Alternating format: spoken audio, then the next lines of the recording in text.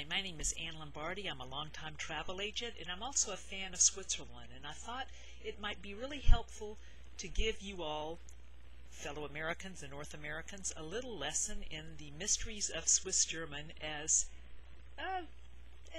perceived by an American like me. All right, Swiss Germans out there, you're going to laugh, but here we go. Swiss German 101. The first thing you need to know about Swiss German is there are tons of different versions of Swiss German. There's the Zürdi-Deutsch and the Basel-Deutsch, and over in eastern Switzerland there's the Appenzeller-Deutsch, which is a little bit hard to understand, and in the south, in the Wallis area, or the Valais area as they say in French, there's the Walliser Deutsch, and that's supposed to be really hard to understand. But my all-time favorite Swiss German is the Swiss German I heard back many years ago when I spent the summer in Switzerland in Lies, in a little town between Bern and Biel. They speak the Middle Land version of Bern German. Now Bern is the biggest state or canton in Switzerland, and for some reason it seems to be that other people in Switzerland, if they're not from Bern, kind of laugh at the Bernese. I don't know why. They're kind of like the Polish. They make fun of them like the Polish jokes that we have in America. However, Banddeutsch is great. It's very musical. Now, I'm going to try to give you a little bit of a sample here. All right, the first thing you have to remember is anytime in Swiss German, in Bern German, when you say something, you have to be prepared to use your throat. Okay? For example, the word for cheese in regular German is Käse, but in Swiss German, Bern style, it's Has. And in regular German, the word for cake is Kuchen, but in Swiss German, Bern style, it's Kuche. So cheesecake becomes, or quiche becomes, Käsekuche. Now it doesn't matter if you're 1.77 meters tall or 5 feet 10 inches like me. Swiss people, if they know you well, love to make you a diminutive. In other words, make you small.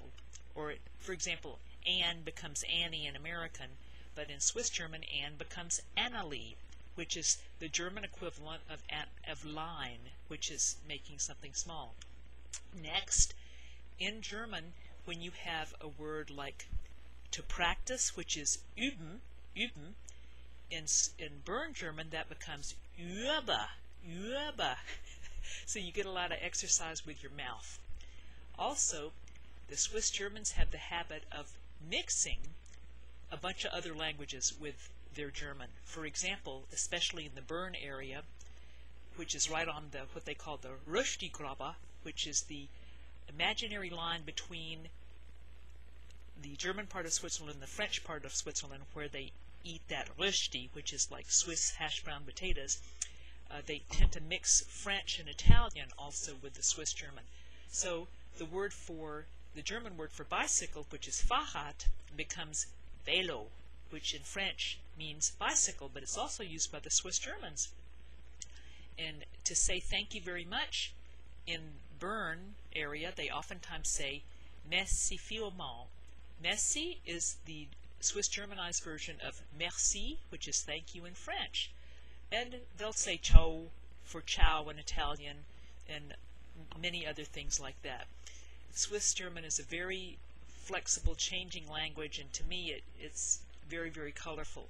So when you go to Switzerland, if you're going to spend any time in the Swiss German area, which I'm sure you'll probably will be doing because that's over 75% of the country, even though the Swiss are multilingual, it would behoove you to learn a little bit of Swiss German. Even to say see you later, like Wiedersehen, which like Auf Wiedersehen becomes Wiedersehen, look at you again, or again, thank you, merci vielmals, thank you very much. Or if you want to have if you want to have a more advanced phrase, which I'm sure I'm killing or slaughtering, and you'd like to ask if you can have a little bit more of quiche, you would say, Darf ich noch ein bisschen Käsekuchen haben? Bist du gut? Or something like that. Anyway, any Swiss Germans out there, forgive me for killing the pronunciation, but hey, it's the best I can do.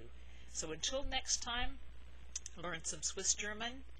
And thanks for listening. Merci vielmals. Diddle-dua katsema. Adieu. Bye.